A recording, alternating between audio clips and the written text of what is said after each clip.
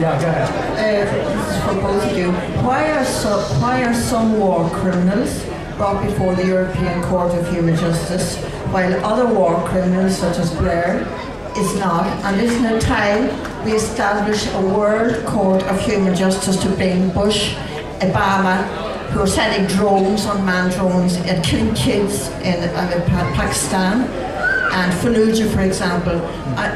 Would it be better to establish a World Court of Human Justice so that all war criminals can be brought to justice? You've missed the point. We're only going to take to court bad guys, not good bad guys, or not bad good guys.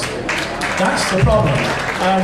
Look, America hasn't joined the International Court for the very fact that it doesn't want to find its military commanders taken to court.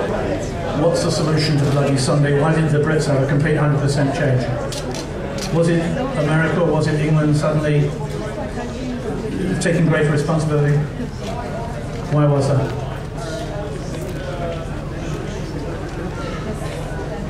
Well, let me say first that I don't believe that all the truth has come out, and I don't believe that all the truth was contained within the Savile report, albeit that it was 5,000 pages long. Let me say here that I think I can say without serious fear of contradiction that I'm the only person who has read the Savile report in this audience, and I may well be the only person who's ever had the sort of been eccentric enough to say that actually it's not as difficult to read as you think. All of it. I mean, if you look on the web, there's 200 chapters, and you can filter through it until you've done, and they're well annotated, and the titles of them tell you what it's going to be about, and so forth.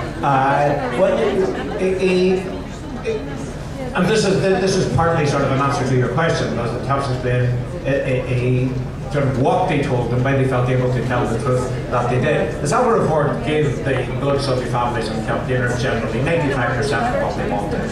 One or two little wrinkles, sort of, but they're not enough to go into.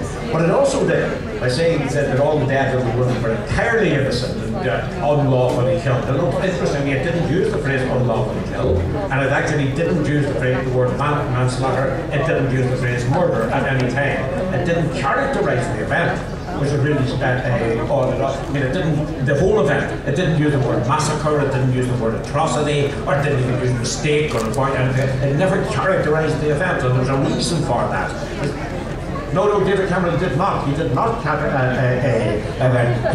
what he did was he characterised the killing of innocent people and said this was wrong and unjustified and unjustifiable. But if you read the report, one of the interesting things that you will find is that Savile attributes all the blame to one undisciplined officer, Lieutenant Colonel Derek Wilford. He was the commander of the 1st Battalion of the Parishing Regiment, which inflicted all the casualties. He said he points the finger of blame at him and at 9 squaddies, privates and corporals, as if they did the whole thing.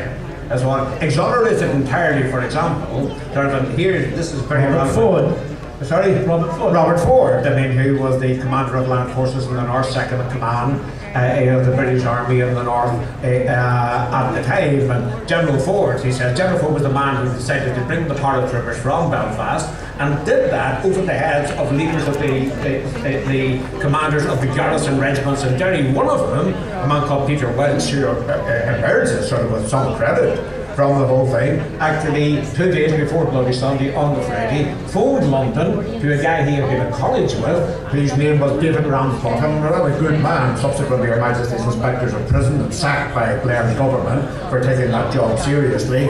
But he phoned Ramsbottom, who was the personal assistant to the Chief of the General Staff, Sir Michael Kempner at the time, and he phoned him on the Friday and said, look, when you talk to Kempner, will you tell him that Ford, I don't know if you mentioned Ford, but the paratroopers are coming here to control what is likely to be a very large civil rights march on Sunday. This is disastrous. Can you get it stopped? That's when the leaders of the 3 garrison regiments in Derry. Ford nevertheless went ahead and did it. Savile finds, he said that there is no reason to believe that Ford could have or should have foreseen that the Paras would behave in the way that they did when they went into the box. It was absolute nonsense. Sort of from Ballymurphy the previous August, they had massacred 10 people. Sort of from the general reputation sort of from around the world would have told you this is not a police force to be brought in to supervise a summary. And Savile says he couldn't have foreseen this.